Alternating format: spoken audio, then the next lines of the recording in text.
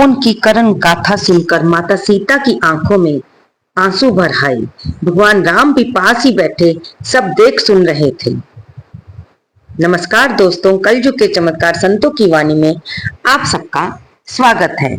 इस समय हम आज की वीडियो में आनंद रामायण का एक आख्यान आपको सुनाने जा रहे हैं, लेकिन उससे सुनने से पहले आइए माँ सीता जी के नाम का एक जयकारा लगाएं। बोल सियापति रामचंद्र भगवान की जय, बोल करुणामयी माँ सीता की जय। एक बार की बात है, माता सीता के मन में अयोध्या के बाजार को देखने की इच्छा हुई। उन्होंने भगवान श्री राम के सामने अपनी इच्छा प्रकट की। त्रिकालदर्शी भगवान श्री राम समझ गए कि आज देवी के मन में बाजार देखने की जो इच्छा पैदा हुई है वह अवश्य ही किसी क्या कल्याण का कारण बनेगी। मुस्कुराते हुए भगवान श्री राम देवी सीता को लेकर एक ऊंचे प्रासाद यानी कि महल के गए, जहां से उन्हें अयोध्या की वीथियों का दृश्य यानी कि अयोध्या के सड़कों का, नगरी का दृश्य साफ साफ दिखलाई दे रहा था।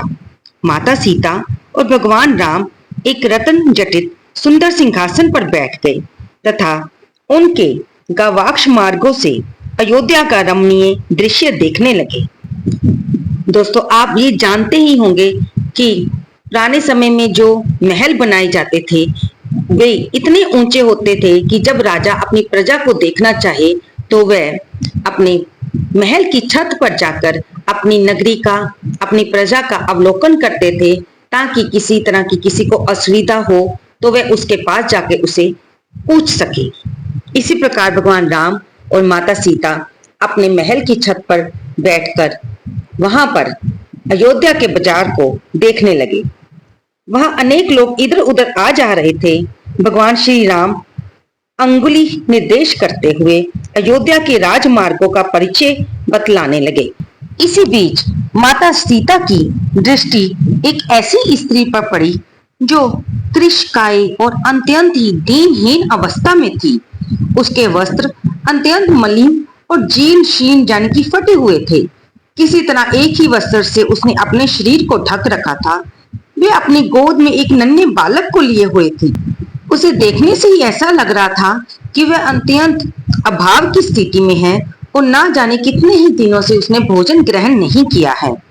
लगता था कि वह भिक्षा मांगने बाजार में आई है।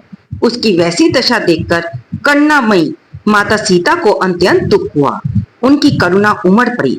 उन्होंने शीघ्र ही एक दासी को भेजकर उसे अपने पास बुलवाया और बड़े ही आदर सत्कार पूर्वक उसे आसन पर बिठाकर पूछा, भद्रे, तुम कौन हो और इस तरह बिना वस्त्र और आभूषण के बाजार में किस लिए घूम रही हो?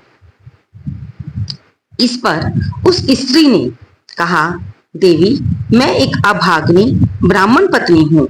मेरा कोई सहायक नहीं है। मेरे पतिदेव बहुत दिन पहले तीर्थ यात्रा के लिए गए थे, किंतु वे अभी तक वापस नहीं आए। लोगों का कहना है कि उनका शरीर शांत हो गया। मैं अपने पिता की अति प्रिय पुत्री थी, अतः मैंने अपने पिता की शरण में रहना ठीक समझा, किंतु कुछ समय बाद उनका भी देहांत हो गया और मैं यहाँ पर चली आई। अब मेरा तथा मेरे बच्चे का पालन पोषण करने वाला इस संसार में कोई भी नहीं है। आभूषणों की बात तो रही ही नहीं, वस्त्र भी कहाँ से पहनूं, जबकि ठीक से भोजन तक मिलना असंभव है। किसी तरह भिक्षा मांग मांग कर अपने इस बालक का तथा अपना पेट भरती हूँ। इतना कहकर ब्राह्मणी रोने लगी। उसकी करुण गाथा सुनकर माता सीता की आंखों में आंसू भर आए। भगवान राम भी पास बैठे सब देख सुन रहे थे। जगत माता ने एक बार श्री राम की ओर देखा और उनकी मूक अनुमति पाकर तुरंत ही वस्त्र आभूषण मंगाकर उस विप्र पत्नी को दे दिए और कहा, देवी, अब तुम लक्ष्मण के पास जाओ। मेरी आज्ञा अनुसार वे तुम्हें लाख स्वर्ण मुद्राएं देंगे। उन्हें तुम ग्रहण करना और सुख पूर्वक रहना। ब्राह्मणी माता सीता के श्री चरणों में गिर पड़ी और उनकी करुणा का ध्यान करते हुए लक्ष्मण के पास गई। उनसे उसने माता सीता की बात बताई। लक्ष्मण जी ने बड़े ही आदर पूर्वक उस ब्राह्मणी को 1 लाख स्वर्ण मुद्राएं दे दी। वह ब्राह्मणी अत्यंत प्रसन्न हुई और सीताराम जी का गुणगान करती हुई अपने घर चली गई और सुखपूर्वक समय व्यतीत करने लगी। भला जिस पर जगत माता की कृपा हो जाए तो फिर उसके आनंद का क्या ठिकाना। इसके पश्चात माता सीता ने सप्तद्वीपा वसुमती में ये घोषणा करवा दी कि आज से कोई भी स्त्री पुरुष ऐसा ना दिखाई दे जो कि सुंदर वस्त्र आभूषणों से सुसज्जित ना हो, अर्थात राज्य में किसी को भी कोई अभाव ना रहे, सभी सुख शांति से सुख संपत्ति से संपन्न रहें। यदि कहीं किसी भी देश या राष्ट्र में कोई ऐसा अभावग्रस्त दिखाई देगा तो इसके लिए वहां का राजा ही उत्तरदायी होगा। अतः शासक लोग अपनी प्रजा में अपने धन का समुचित बंटवारा कर दें। ऐसा ना करने वाला श्री राम जी द्वारा दंडित होगा। उस घोषणा को सुनकर सभी ने उसका पालन किया।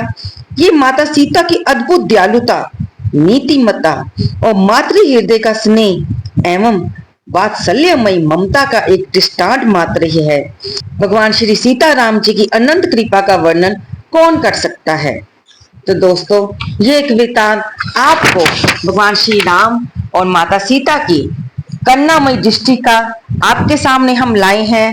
हम सुनते ही हैं कि राम राज्य में किसी को कोई दुख नहीं था, किसी को कोई कष्ट नहीं था। ये एक वृतांत वही हमें समझा रहा है कि ये माता सीता के आदेश का ही पालन हुआ था कि वहां की प्रजा ने अपने राजा और रानी की बात मानकर अपने सब में धन का समुचित बंटवारा किया गया ताकि उस नगरी में कोई भी दुख से ना रहे और सुख संपत्ति के साथ सारे जीवन व्यतीत करें और साथ में उनको परिश्रम भी अपनी आजीविका कमाने के लिए जो करना पड़े उसके प्रति भी वे सचेत रहें। तो दोस्तों, उम्मीद है आपको माँ सीता रानी की ये कथा अवश्य पसंद आई होगी। अगर आपने पहले सुनी है तो भी हमें अवश्य बताइए कमेंट बॉक्स में लिखकर। नहीं तो जय श्री राम, जय माँ सीता का एक जयकारा, जय घोष अवश्य लगा दें। आज तो वैसे भी 12 मई मदर्स डे है, तो करुणामयी सरकार जगत की पालनहर्ता माँ सीता के नाम पर एक जयकारा तो बनता ही है। धन्यवाद दोस्तों।